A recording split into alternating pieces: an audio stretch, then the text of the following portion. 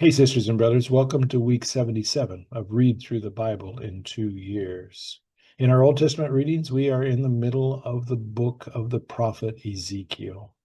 Ezekiel was one of those members of Jerusalem society that were taken to Babylon by the armies of Babylon when they first invaded Jerusalem in the year 597 BC. These armies of Babylon broke through the walls, but they did not burn the city to the ground. Rather, they captured all of the leaders of Jerusalem and took and marched them to Babylon to become exiles there. Ezekiel was part of that group. And while he's there in Babylon, he has visions that he will share with the other exiles there, and visions that he will write down and send back to Jerusalem. And these visions had to do with this idea that God is not finished yet with the destruction of Jerusalem, the destruction of Judah, that even in the midst of these problems, the people of Judah, the people of Jerusalem continue to dabble into idolatry. And one of these visions is this powerful vision, somewhat trippy vision of the glory of God leaving the temple. And it is explained in such a way that it almost makes it sound like some kind of drug-induced vision, but it is a powerful vision that as the glory leaves the temple, then it makes it possible for these armies to come in and burn that temple to the ground. The New Testament readings for this week come from Acts chapters 24 through 26.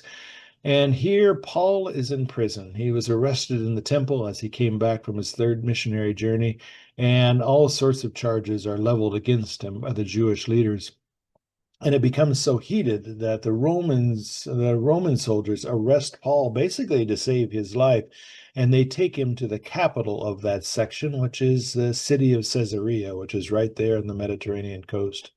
And there, Paul not only has opportunities to defend himself against these trumped up charges against him, but he also has opportunities to share the good news of Jesus Christ with the leaders there. First, with a governor whose name is Felix. And there that goes on. He keeps on being called back over and over and over again to Felix. And then there gets to be this sense that Felix was basically just looking for a bribe or a handout. But then eventually Felix is replaced by Agrippa, and Paul then has this opportunity to share the good news of Jesus Christ with another leader, this Agrippa. But Paul eventually will appeal his case. He's a Roman citizen after all, and he can appeal his case all the way to Caesar. And so they have to allow him to do that. And so Paul then is escorted now to Rome, and we'll see in just the week that comes after this what will happen to him on his passage to Rome. So, folks, thank you. Thank you for your persistence in reading through the Bible in 2 years. May it continue to deepen your knowledge of Scripture, but more importantly, may it continue to deepen your love for this God who speaks to us through Scripture. Thank you.